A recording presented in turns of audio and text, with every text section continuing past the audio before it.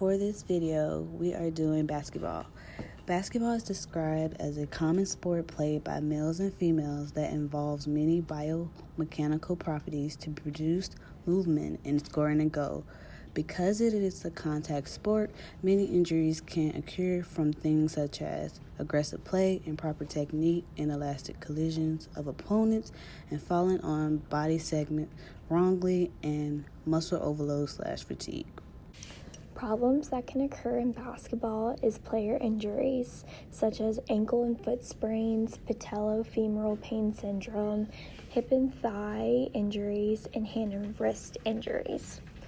The first injury, the ankle and foot sprains, happens when you twist, roll, or turn your ankle in an awkward way, which results in the stretching or tearing of one or more of the ligaments in the ankle. You can see this in the video of Jalen during practice where she twists or rolls her right ankle.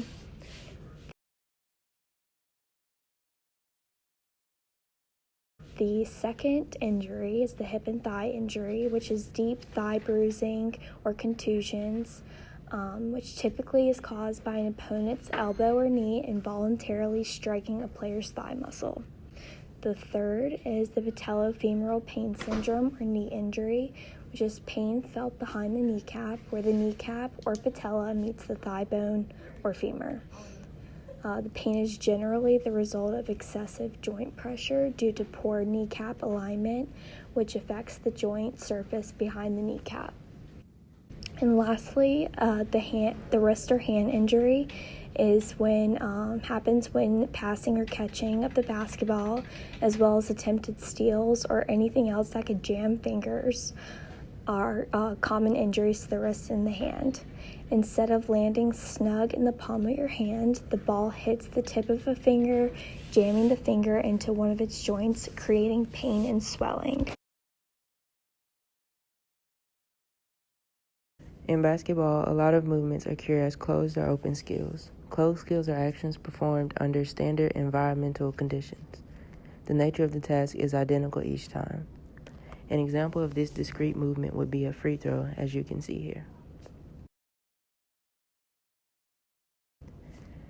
An open skill occurs when actions are performed in a dynamic environment which produces continuous movement.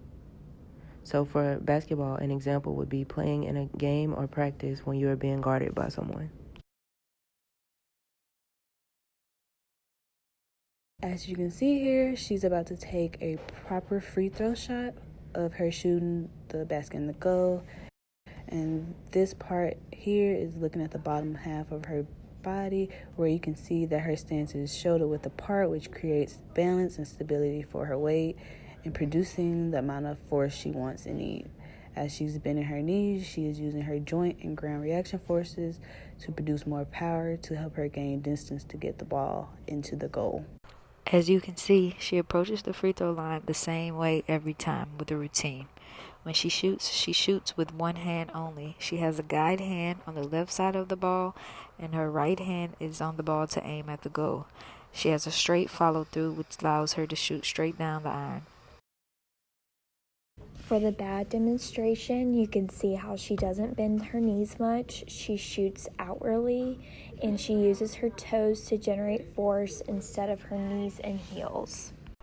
She also shoots with two hands, and as you can see, her follow-through is going left and right instead of one hand pointing directly down the middle.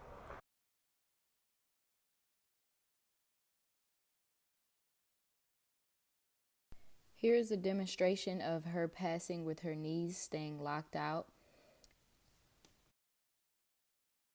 Not only did she bend her knee in this pass, but she also used a step forward to generate more momentum and increase her force capacity to move the ball forward. This allowed for the ball to travel a further distance.